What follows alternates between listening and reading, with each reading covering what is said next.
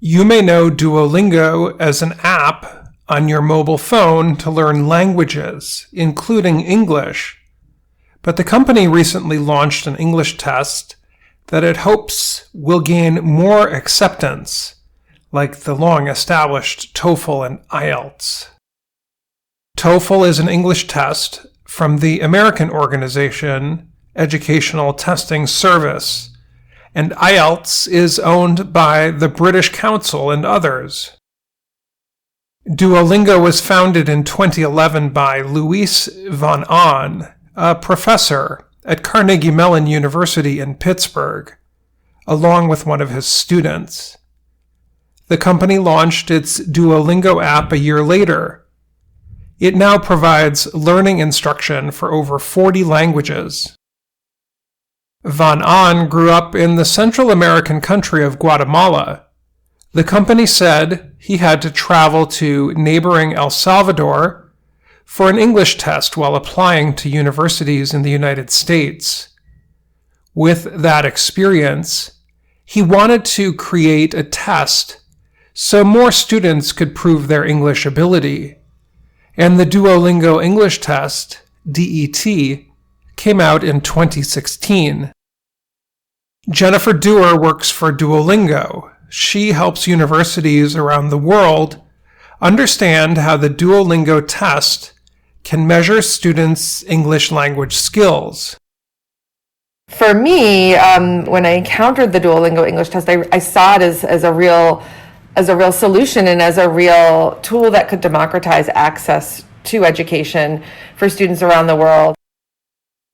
Dewar said hundreds of universities had already accepted the Duolingo test before the COVID-19 pandemic closed many testing centers. Since then, the number grew to almost 2,000 around the world. The schools included well-known universities like Georgetown, Caltech, and Yale. Florida State University in Tallahassee, Florida, is one of the schools that is trying out Duolingo's test. Patrick Kennel is director of the university's Center for Intensive English Studies. He is excited about the new ideas Duolingo brought to English testing, but he is not sure whether it measures English skills as well as the traditional tests. Is it valid for what it says it measures? He asked. He also wondered if students who use their score on the DET to get into a university will have trouble keeping up in the classroom. Only time will tell, he added. The Duolingo test requires students to fill in missing letters in groups of words. Listen and choose whether the word they hear is English or made up. Write short answers to questions, and listen to a sentence and write it word for word. Test takers are also required to speak English into their computer microphone about several subjects. Most questions have a time limit, and the test, which costs $49, takes less than 1 hour to complete.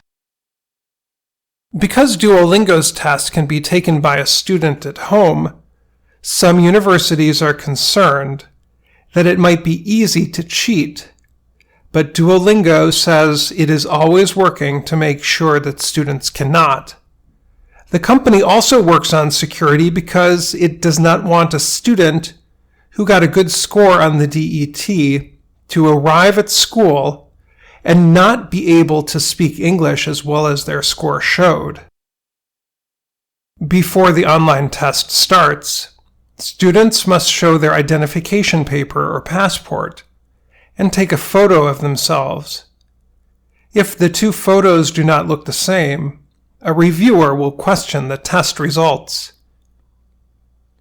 Since Duolingo's test is adaptive, meaning the next question depends on the answer to the current question, no one has ever taken the same test as another person.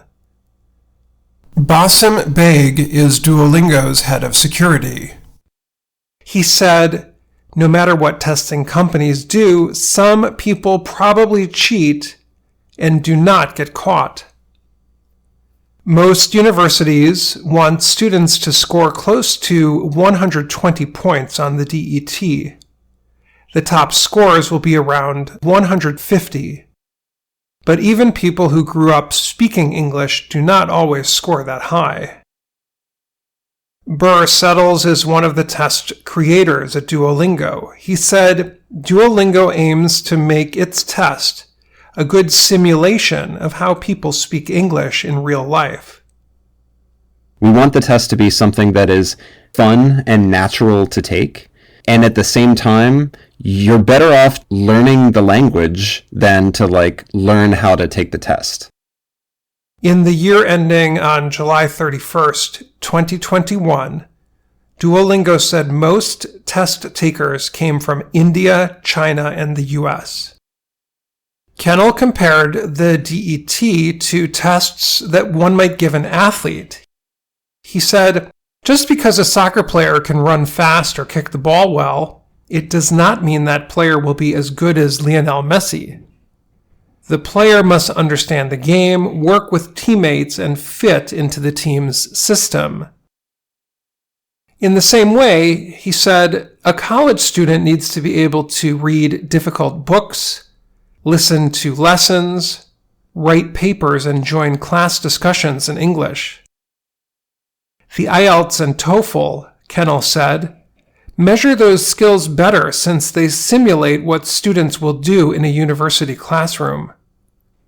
Bo Benson works with international students who are thinking of coming to Northeastern University in Boston. The school has over 10,000 international students each year. He thinks the Duolingo test does a good job of showing that a student can speak English well enough to take classes in the U.S. We just need something that we can trust, something that's going to be fast, something that we don't need to question, that's not going to slow us down. And then Duolingo's been great in that sense. Regardless of the acceptance rate for the Duolingo English test, it has already made an impact. Earlier this year, ETS, the maker of TOEFL, launched a shorter, less costly test called TOEFL Essentials. Florida State's Kennel, however, warned that no English test is perfect. Tests don't tell it all, definitely. We've had students come to us, they've gotten 100 on the TOEFL, they get started in their classes and they can't do it. The English test is just a piece of the whole package.